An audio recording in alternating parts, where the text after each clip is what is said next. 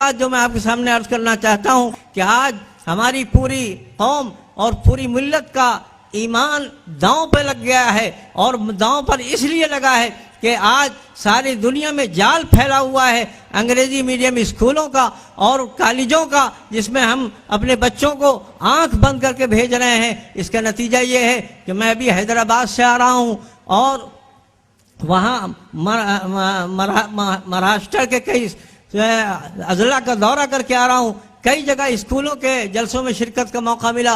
वहाँ ये बात मालूम हुई कि स्कूल में टीचर्स को जमा किया गया और उनका इंटरव्यू लिया गया।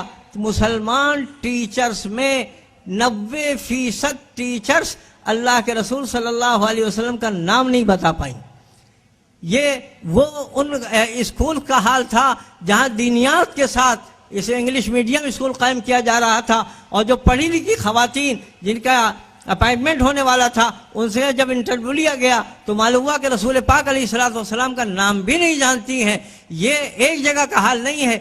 लखनऊ में इंटरव्यू हुआ तो यही इसी से मिलता जुलता हाल उनका था। मैं भी बराबर जितने नौजवान मेरे पास आते हैं मैं उनको बैठा कर पूछता हूँ तो पहले कलमा सुनाओ और बताओ कलमे के माने क्या हैं, आप को तजुर्बा हो या ना हो। मैं कहता हूँ कई मरतबा ऐसा हुआ कि 4-5 नौजवान आए, एक भी कलमा नहीं सुना सका। एक ने कलमा सुनाया और माने भी बताए। जब उससे पूछा कि मियाँ तुमने कहाँ ये सीखा, तो कहा मकतब में पढ़ा था। तो भी मकतब में पढ़ने वाले ने तो बता दिया, लेकिन आज हमारे इंग्लिश मीडियम स्कूलों का क्या हाल है। वहाँ ईमान पैसे दे, अपने पैसे खर्च करके अपना ईमान, अपने बच्चों का ईमान दांव पे लगा दिया है। वरना हजरत मूसा का किस्सा तो कुरान मजीद में जिक्र किया गया है। जब हजरत खिज़र ने बच्चे को मार दिया था तो हजरत मूसा ने कहा था क्यों आपने इसको कत्ल कर दिया, हंसता खेलता बच्चा आपने उसको कत्ल कर दिया।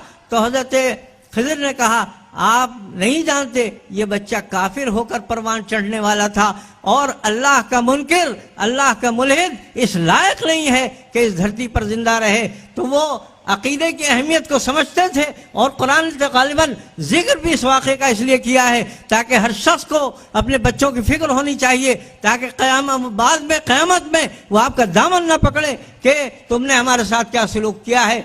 और ये हुआ इसलिए है कि पूरी इसकी तारीख है जो हमारे उलमा और दानिश्वर हजरात बयान करेंगे कि यूरोप की जो बरकतें हमको हासिल हुई हैं उनमें से एक बरकत ये भी है कि हमारे कॉलेज में, हमारे स्कूल्स बिल्कुल दीन से अलग हो गए हैं, बेबहरा हो गए हैं, बल्कि बेहयाई के, बेशर्मी के अड्डे बन गए हैं।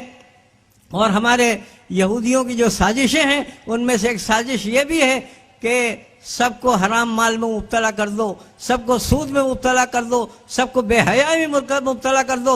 जहाँ जिस कौम में ये दो बातें आ जाती हैं वो कौम बेहिम्मत हो जाती है, बेहौसला हो जाती है, बेगैरत हो जाती है, बेहमियत हो जाती है। आज वही बेहमियती और बेगैरती इस दर्जे में पहुँच गई है कि बड़े ठंडे अंदाज से वो कहते हैं अरे अब तो हो गया, मैं क्या करूँ। हमारे हजरत मौलाना क़ारी सिद्दीक़ साहब रहमतुल्लाह अलैह से एक साहब तावीज़ लेने आए और कहने लगे मौलाना नाम पूछने लगे, अगर नाम बताइए। तो उनकी बेटी थी, तो उन्होंने जो नाम बताया उसके शौहर का, मौलाना चौंक गए और कहने लगे तुमको शर्म नहीं आती, ऐसे आदमी से तुमने शादी कर दी। तो कहने लगे हजरत अब क्या करें, जब हो ही गई है तो मोहब्बत के साथ रहें। बेगैरती कहाँ तक पहुँच गई है उसका अंदाज़ा लगाया जा सकता है। उसके लिए हमारे अब इस आखिर दौर में, अगरचे हमारे हजरत मौलाना ने आज से 50-60 साल पहले ये आवाज़ लगाई थी और ये कहा था कि आप लोग अपने अपने इलाके में इंग्लिश मीडियम स्कूल कायम कीजिए, हिंदी मीडियम स्कूल कायम कीजिए, अपने बच्चों के ईमान को बचाइए, अपने जवानों के ईमान को बचाइए। लेकिन उस वक्त कौम ने कान नहीं धरे।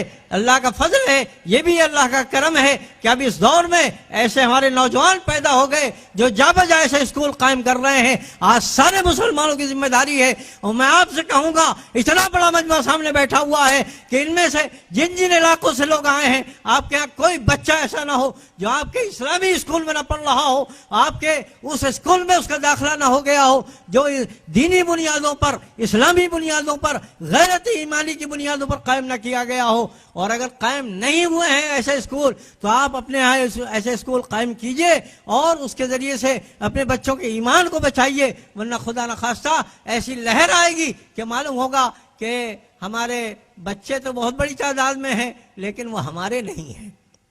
तो मेरे भाइयों और दोस्तों, बातें तो बहुत हैं और इसकी तफसील भी बहुत है, लेकिन मैं चंद बातें आपके सामने कहना चाहता था। ये 5 बातें हैं जो अपने साथ लेकर आप जाएं और इसके लिए जो कुछ आप कर सकते हो वो करें।